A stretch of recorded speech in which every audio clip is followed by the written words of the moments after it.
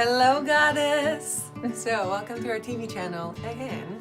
Today I'm going to show you how to wear a wreath. This is the wreath.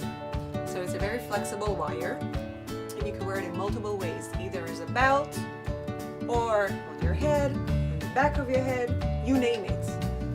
You like it here, it's possible, just tie it from the back, wear it that way. I rather it like around here. That's my favorite look to myself in my everyday. I just tie it from the back. Do like a quick butterfly tie. I also love butterflies. That's my favorite.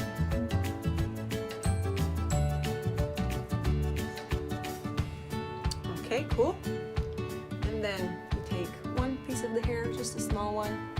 You twist it a few times. And then just tuck it in the back and twist it around. Can you see? Yes, I can see.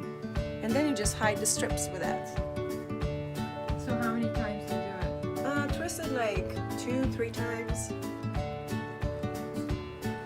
I like to twist it twice. Yeah. And that's it. Now I'm a fairy goddess.